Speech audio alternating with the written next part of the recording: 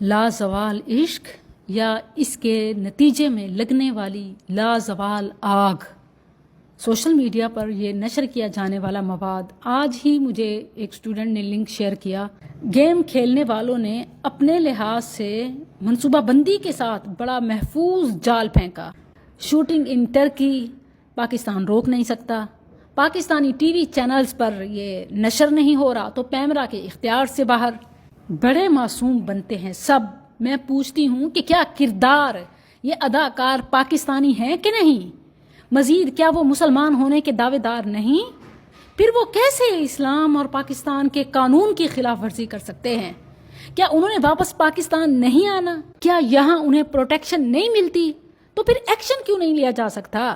اور ہاں، پیمرا یا سوشل میڈیا کا جو ڈیفرنس کر کے بظاہر یہ پیمرا بریو ذمہ ہو رہا ہے، انصاف سے بتائیں، اگر یہ حالیہ حکومت یا اسٹیبلشمنٹ کے خلاف ہوتا تو کیا اب تک ان کا سافٹ ویئر اپ ڈیٹ نہ ہو چکا ہوتا؟ کیا اسلامی شاعر اور ثقافتی اقدار یہ اس بات کا حق نہیں رکھتی کہ خلاف ورزی کرنے والوں کو نشانہ عبرت بنایا جائے؟ یا پھر آنکھیں نہیں کہ دیکھ نہیں سکتے، ہاتھ نہیں، پاور نہیں کہ پکڑ نہیں سکتے، پاؤں بندھے ہیں کہ ہم غلام ہیں، زنجیروں میں جکڑے ہیں۔ علل اعلان 4 دیواری کے حصار میں 4 لڑکے اور 4 لڑکیاں ایک دوسرے کو محبت کے جال میں پھنسانے کے لیے اور عشق کا سفر زیرو سے طے کرتے ہوئے انجام تک پہنچانے کے لیے زندگی گزاریں گے، اور ان کی ایک ہوسٹ بھی ہوگی جس کا نام عائشہ عمر ہے، جسے اپنے نام کی بھی حیا نہ آئی۔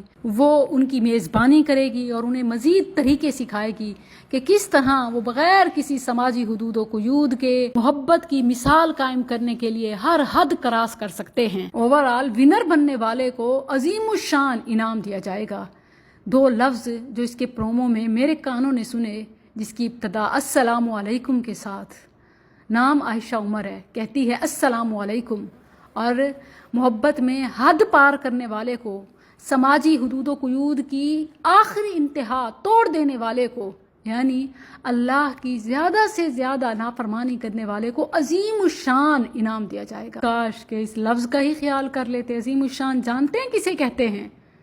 عظیم شان والا۔ اس کو دیکھنے کے بعد اب ریلیشن شپ ویسے ہی اس قوم میں ایک عام ہو چکا ہے۔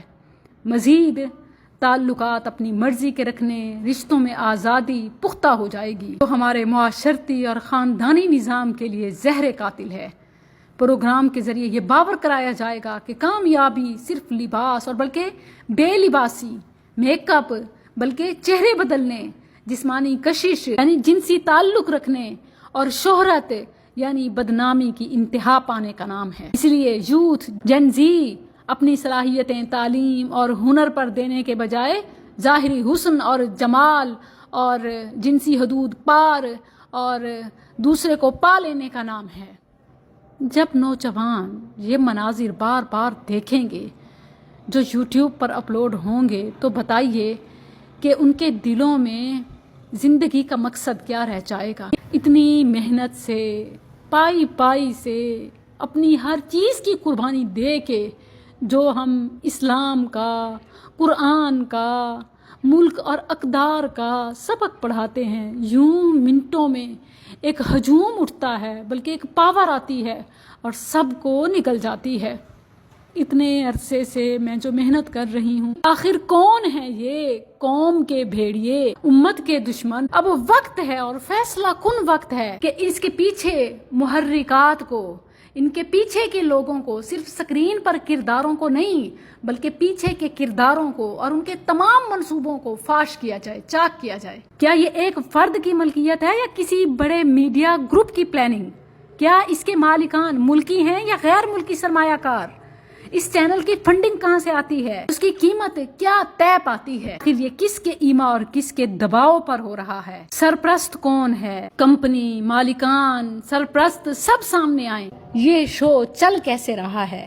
آخر اس کے پیچھے فنڈنگ کون کر رہا ہے؟ کون سی قوتیں ہیں جو ہماری نسلوں کو گلیمر اور ناجائز تعلقات کے کنویں میں پھینکنا چاہتے ہیں؟ حیران ہوں کہ یہ پاکستان سے جا رہے ہیں، پاکستان آئیں گے، غیر ملک میں ایک ولا رینٹ پہ لیا، نہ کوئی قریبی آبادی، نہ معاشرتی حدود و قیود، 4 لڑکے اور لڑکیاں اجنبی ہو کر بھی ایک ساتھ رکھے جائیں گے، ان کے درمیان تعلقات، دوستی، رومانس، گلیمر اور اس کی ہر حد کو توڑنا اور پار کرنا ان کا چیلنج اور مقابلہ ہوگا۔